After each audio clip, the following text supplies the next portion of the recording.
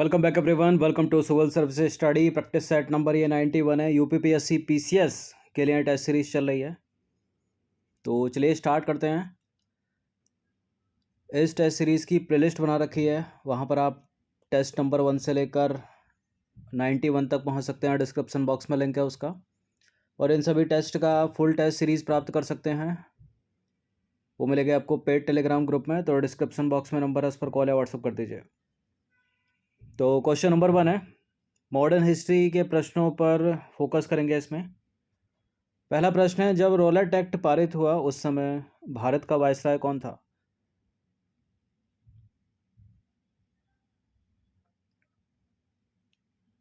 बताइए। Lord Chelmsford, option number C. तो Lord Chelmsford वर्ष 1916 से 1921 के मध्य भारत का वायसराय रहा, और इसी के कार्यकाल में 1919 में रॉलेट एक्ट पारित हुआ था। क्वेश्चन नंबर 2 पर आ जाइए। रॉलेट एक्ट का भारतीय राष्ट्रीय कांग्रेस ने विरोध किया क्योंकि इसका लक्ष्य था। क्या लक्ष्य था रॉलेट एक्ट का? देशद्रोह के आरोप में राष्ट्रीय नेताओं को बंदी बनाना, सांप्रदायिक प्रतिनिधित्व को विस्तृत करना, भारतीय राष्ट्रीय कांग्रेस को प्रतिबंधित करना, या व्यक्ति की स्वतंत्रता को सीमित करना। देखिए, रॉलेट एक्ट एक काला कानून था। भारतीयों ने इसको काले कानून की संज्ञा दी थी, ठीक है, क्योंकि ये बिना वकील, बिना अपील और बिना दलील का कानून था, ठीक है। तो यानी व्यक्ति की स्वतंत्रता को सीमित कर रहा था। ऑप्शन नंबर ए है इसका आंसर। देखिए, मार्च 1919 में केंद्रीय विधान परिषद से पास हुआ विधेयक रॉलेट एक्ट के नाम से जाना गया, यानी ब्रिटिश केंद्रीय विधानसभा से पास हुआ, जिसके अनुसार अंग्रेजी सरकार जिसको चाहे जब चाहे बिना मुकदमा चलाए जेल में बंद कर सकती थी, और इस कानून द्वारा व्यक्ति की स्वतंत्रता को सीमित किया गया था। इसे बिना वकील, बिना अपील, बिना दलील का काला कानून कहा गया, और भारतीयों ने इसका पुरजोर विरोध किया। नंबर 3 पर आ जाइए। अखिल भारतीय राजनीति में गांधी जी का पहला साहसिक कदम था कौन सा? असहयोग आंदोलन 1920 का, रॉलेट सत्याग्रह 1919, चंपारण सत्याग्रह 1917, दांडी 1930। देखिए, साहसिक कदम, इस तरह के प्रश्नों में द्वंद्व हो जाता है उत्तर में, लेकिन यहाँ सही उत्तर हो जाएगा 1919 का Rowlatt Act, option number B. अखिल भारतीय राजनीति में गांधी जी का जो पहला साहसिक कदम था वो रॉलेट एक्ट के विरुद्ध वर्ष 1919 में प्रारंभ सत्याग्रह था। गांधी जी ने रॉलेट सत्याग्रह के लिए 3 राजनीतिक मंचों का उपयोग किया। एक है होम रूल लीग, खिलाफत और सत्याग्रह सभा।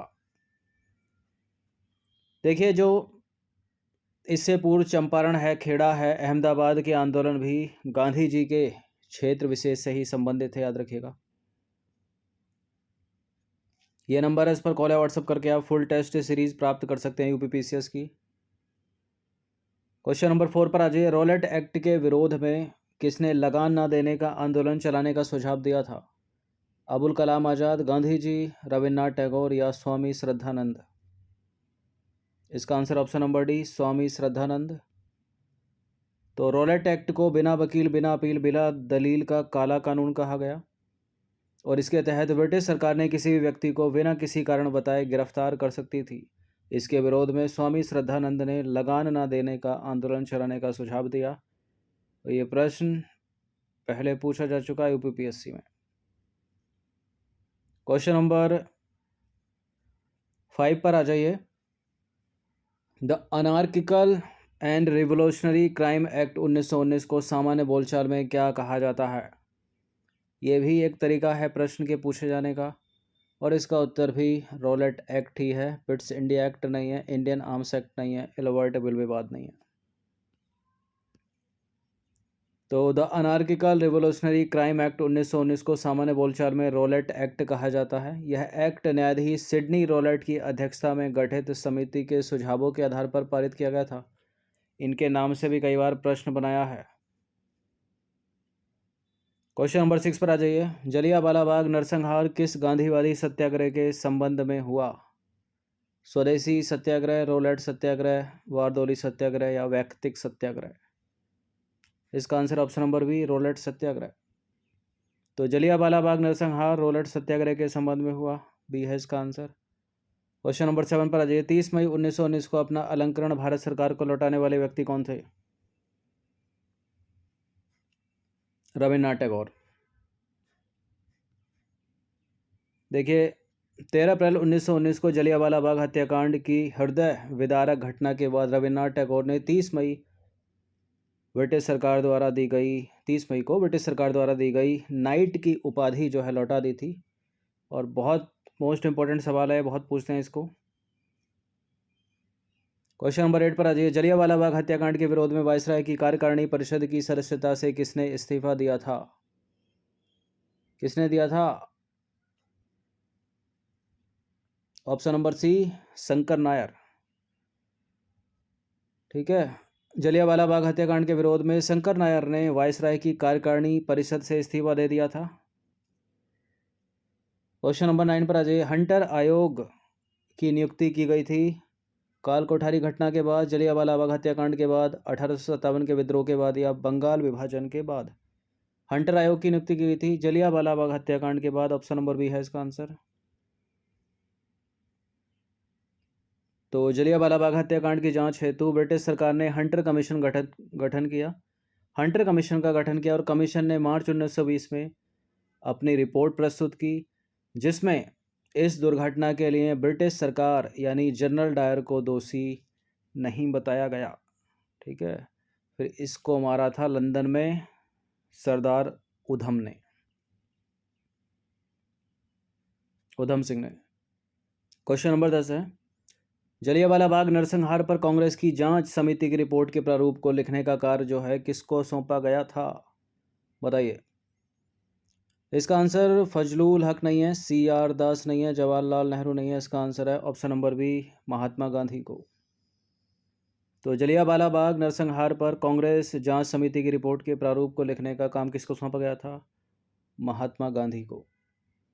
क्वेश्चन नंबर 11 पर आ जाइए। वर्ष 1919 में अखिल भारतीय खिलाफत सम्मेलन का अध्यक्ष किसे चुना गया? किसको चुना गया? इसका आंसर भी महात्मा गांधी ही है।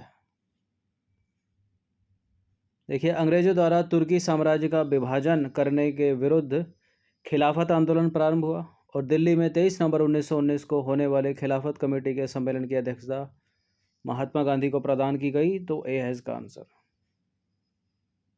क्वेश्चन नंबर 12 पर आ जाइए। निम्नलिखित में से किस एक ने खिलाफत आंदोलन के दौरान हाजिक उल मुल्क की पदवी त्याग दी थी?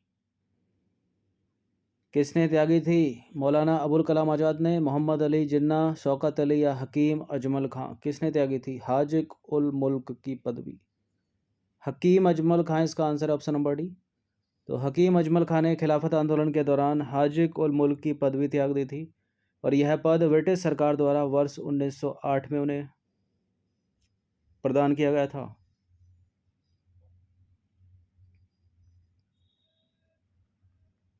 क्वेश्चन नंबर 13 पर आ जाइए। वह व्यक्ति कौन था जिसने 4 अप्रैल 1919 को दिल्ली की जामा मस्जिद के प्रवचन मंच से हिंदू मुस्लिम एकता पर भाषण दिए थे?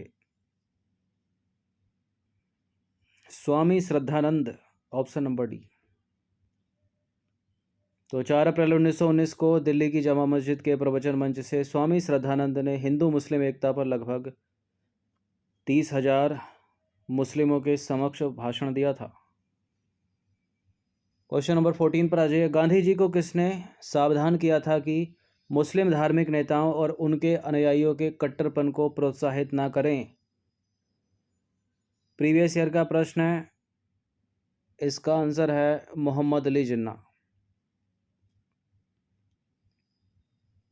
देखिए, मोहम्मद अली जिन्ना जब वे राष्ट्रवादी थे, उन्होंने खिलाफत आंदोलन को देश की स्वतंत्रता के आंदोलन से जोड़ने के विरोधी थे वो, और गांधी जी को राजनीति में धर्म को ना लाने की सलाह दी थी उन्होंने।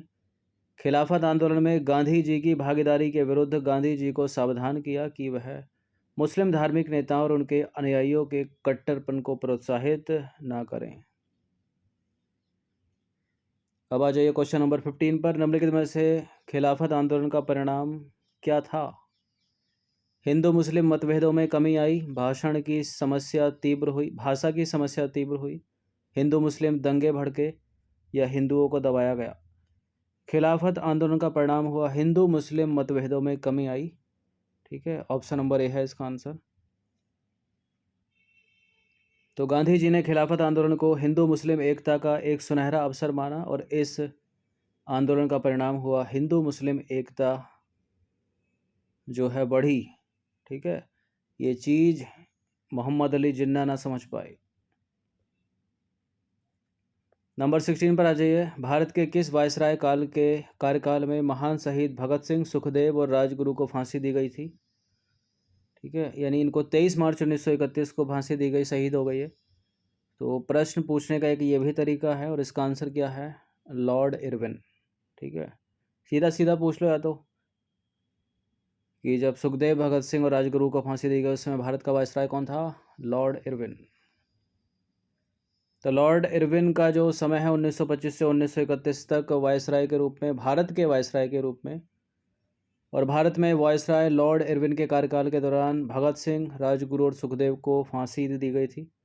और 23 मार्च 1931 को आज के पाकिस्तान में, ठीक है, युवा भारतीय स्वतंत्रता सेनानियों भगत सिंह, सुखदेव और राजगुरु को लाहौर में फांसी पर लटका दिया गया था।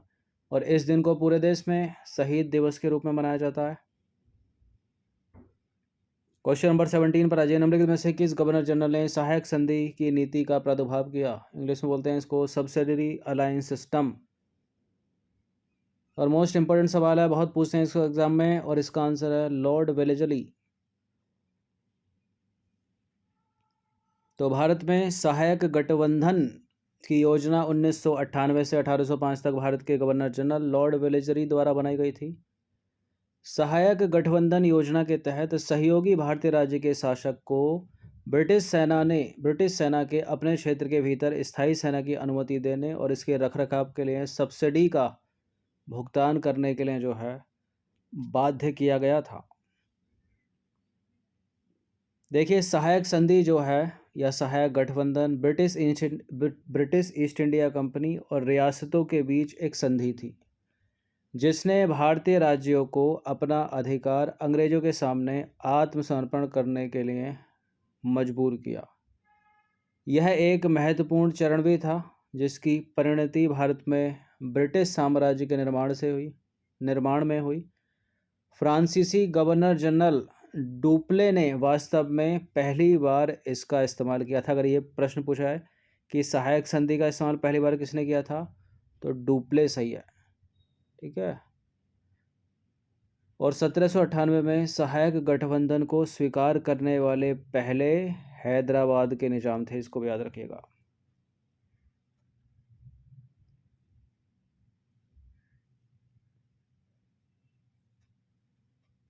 क्वेश्चन नंबर 18 पर आ जाइए। राजधानी स्थानांतरण के अवसर पर दिल्ली में प्रवेश के समय इनमें से किस वायसराय पर बम फेंका गया था? राजधानी स्थानांतरण मतलब कलकत्ता से दिल्ली।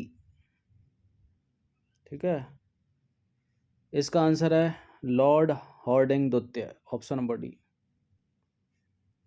तो बात करेंगे लाहौर षड्यंत्र की। दिल्ली लाहौर षड्यंत्र 23 दिसंबर 1912 को वायसराय लॉर्ड हॉर्डिंग पर बम फेंका गया था जब उनका जुलूस चांदनी चौक से आगे बढ़ रहा था। इस प्रयास में वायसराय घायल हो गया, लेकिन उसका जो महावत है वो मारा गया। महावत यानी हाथी का चालक या रक्षक।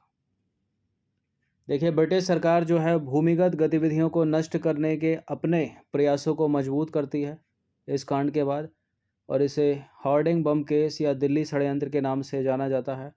ऐसा माना जाता है कि दिल्ली लाहौर षड्यंत्र रास बिहारी बोस द्वारा रचा गया था, लेकिन कभी साबित नहीं हो पाया वो। रास बिहारी बोस जो है वो भूमिगत हो गए और सफलतापूर्वक जापान चले गए। वहाँ वे द्वितीय विश्व युद्ध के समापन से कुछ साल पहले अपनी मृत्यु तक रहे और जापान चले जाने से पहले गदर षड्यंत्र में शामिल थे वो। ये जो दिल्ली षड्यंत्र हुआ, इस केस की सुनवाई हुई और सुनवाई में बसंत कुमार विश्वास, अमीर चंद और अवध बिहारी को दोषी ठहराया गया और उनको फांसी दे दी गई। लॉर्ड हॉर्डिंग द्वितीय के बारे में देखें तो प्रथम विश्व युद्ध के समय भारत के गवर्नर जनरल थे वो, और उन्होंने वर्ष 1911 में राजधानी को कोलकाता से दिल्ली स्थानांतरित कर दिया, यानी 1914 से 1919 का समय इसका।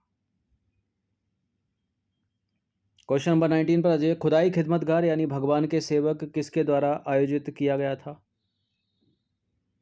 इंपॉर्टेंट सवाल है और बहुत बार एग्जाम में पूछा है, सभी को आंसर पता होगा इसका। खान अब्दुल गफ्फार खान। तो खुदाई खिदमतगार की बात करें तो यह भारत में ब्रिटिश राज के खिलाफ एक अहिंसक प्रतिरोधक आंदोलन था। ठीक है, अहिंसक था। यूपीएससी स्टेटमेंट बनाकर प्रश्न पूछती है कि हिंसक था, गलत है स्टेटमेंट, अहिंसक था। यह पश्तूनों के बीच एक शक्तिशाली अहिंसक आंदोलन था। ठीक है, इसे रेड सेट्स भी कहा जाता है, इसको भी याद रखिएगा। और इस आंदोलन की स्थापना खान अब्दुल गफ्फार खान ने की थी। उन्होंने 1 लाख से अधिक सदस्यों की भर्ती की और ब्रिटिश नियंत्रित पुलिस और सेना का विरोध करने में प्रसिद्ध हो गए वो।